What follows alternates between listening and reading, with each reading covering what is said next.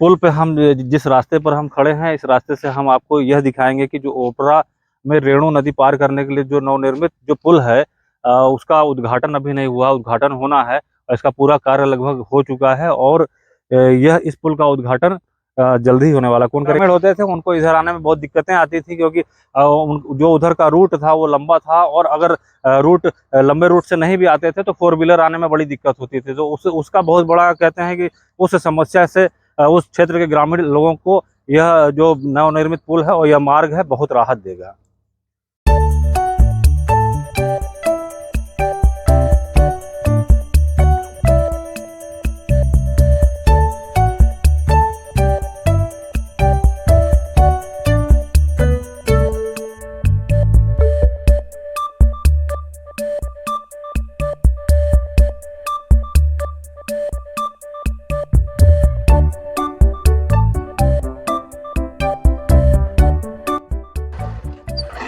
यह शानदार व्यू आप देख रहे हैं, यह रेणुका पर नदी पर बना हुआ नवनिर्मित पुल है और इसका मैं पूरा व्यू दिखाता हूं इधर से।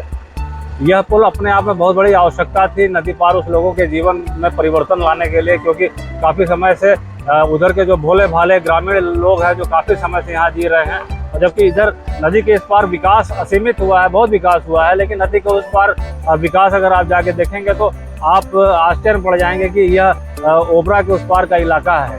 तो इस चीज़ को बहुत से लोग इस मुद्दे को लोग उठाते थे कि नदी पार के लोगों के जीवन में परिवर्तन आए।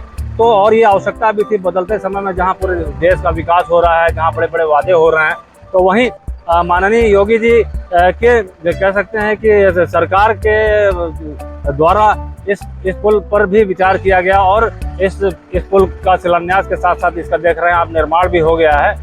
और नदी के उस पार का जो कुछ आप प्राकृतिक व्यू देख रहे हैं, जो नेचुरल व्यू देख रहे हैं, बहुत ही खूबसूरत है। उधर नदी के उस पार रहने वाले जो ग्रामीण हैं अपनी मांग को लेकर कम मुखर रहते हैं, लेकिन उनकी आवश्यकता रहती है कि उनके जीवन में बदलाव आए। तो हम यहाँ पर आए हुए हैं और आपको पूरा व्यू दिखाते हैं। यह अपने आप में विजिट करने के लिए भी मज़ेदार है। जो जो जो नदी पार उस क्षेत्र में घूमना चाहते थे या जाना आना चाहते थे या जिन्हें जाना होता था, उनके लिए भी यह काफ़ी सुविधाजनक रहेगा इस पुल के बन जाने के साथ। हम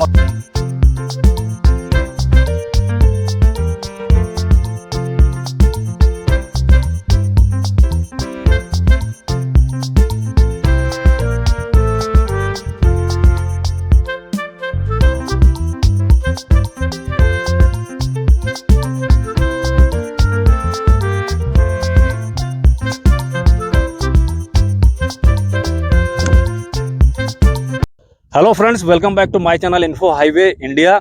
आपको मैं अभी जो आगे दिखा रहा था थोड़ी देर पहले, जो मैंने व्यू दिखाए हैं, वह जो रेणुका नदी पर नया पुल बना है, जो ओबरा से रेणुका नदी पार को जोड़ता है और इधर के लोगों के जीवन को बदलने के लिए और उनके जीवन स्तर को कह सकते हैं कि जो उपयोगी और आवश्यकता थी उनको वो पहुंचाने के लिए यह वरदान साबित होगा। तो हम यहाँ पर खड़े हैं, हमारे साथ हमारे यूट्यूबर मित्र मनोज सिंह हैं, जो कि बीजेपी IT सेल के जिला संयोजक भी हैं, और इनके पास कुछ जानकारियां भी हैं, जो जानकारी हमें यह इनसे प्राप्त होगी। यह जो पुल मैंने दिखाया था जूम इन जूम आउट करके, इस पुल का अभी निरीक्षण हुआ है। यहाँ के जो विधायक हैं, संजीव गौड़ मंत्री भी हैं, उनके द्वारा इसका निरीक्षण कर लिया गया है। लगभग निर्माण कार्य पूरा हो गया है, जल्दी इसका लोकार्पण होगा। देखिए लोकार्पण की सूचना मिलेगी, तिथि कब किस दिन होना है, कौन आएगा, कौन मंत्री होगा, तो ये सारी जानकारियां मिलेंगी। यह पुल इस क्षेत्र की बहुत बड़ी मांग थी। कुछ जानकारियां हम मनोज सिंह से लेते हैं। मनोज जी बताएं कुछ। हेलो फ्रेंड्स, नमस्कार।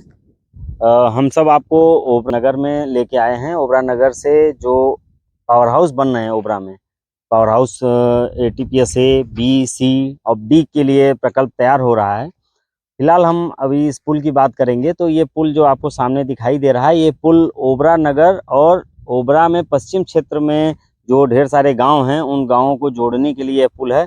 मैं आपको बता दूं कि आज़ादी के 70 साल से ऊपर हो चुके हैं, देश को आज़ाद हुए, और उसके बाद बहुत सारे लोग ऐसा हुआ करते थे जो इस दूर क्षेत्र जो ग्रामीण हैं, उनको इलाज के लिए चारपाई पे मरीज को लेके शहर की तरफ जाना हुआ करता था, जो इस नदी को नाव के थ्रू पार करते थे या फिर एक यहाँ जो CISF कैंप है वहाँ से एक पुल है जो बंधा पर होते हुए जाता था। सुरक्षा कारणों से सबको अनुमति वहाँ नहीं मिलती थी, तो लोग वहाँ से जाया करते थे।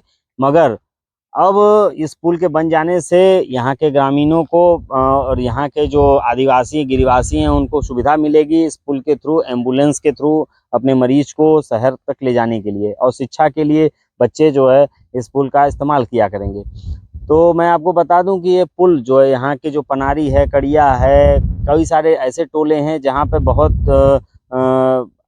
लोग ऐसे लोग रहते हैं जहाँ पे बहुत सुख सुविधाएं जो शहर की हैं वो वहाँ तक पहुँच नहीं पाई हैं।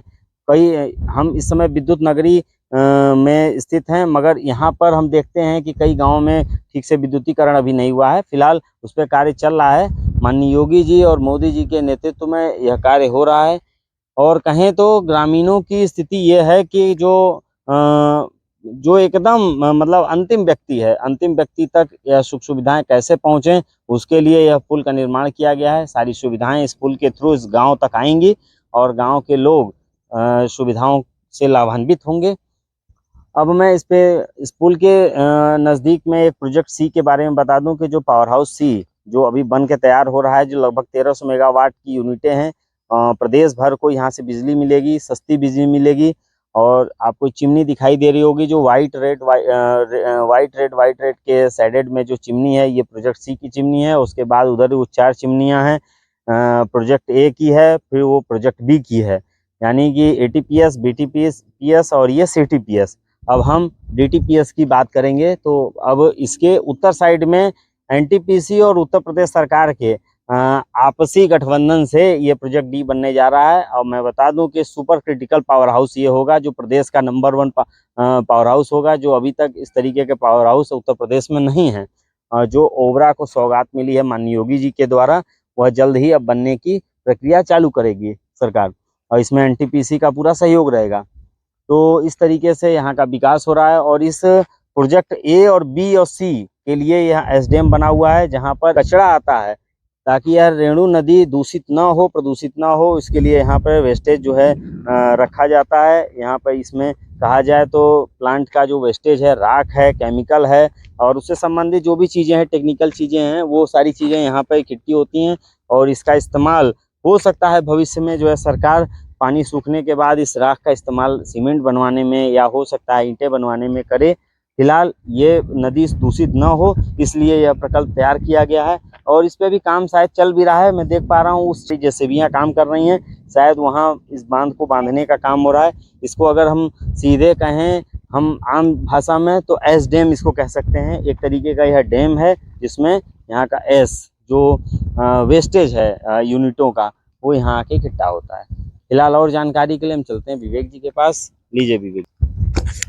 ये आसपास का जो व्यू है ये भी बड़ा मज़ेदार है। और आने वाले समय में जब ये पूरा बन के तैयार हो जाएगा तो निश्चित रूप से अपने आप में यह एक परियोजना की अपनी एक व्यवस्था है या इकाई है कह सकते हैं। लेकिन यहाँ पर घूमने आने वालों की भी तादाद बढ़ेगी, क्योंकि यहाँ से पहाड़ियों का जो व्यू दिख रहा है, ऐसे लग रहा है जैसे हम किसी झील या किसी बढ़िया लेक के पास खड़े हैं।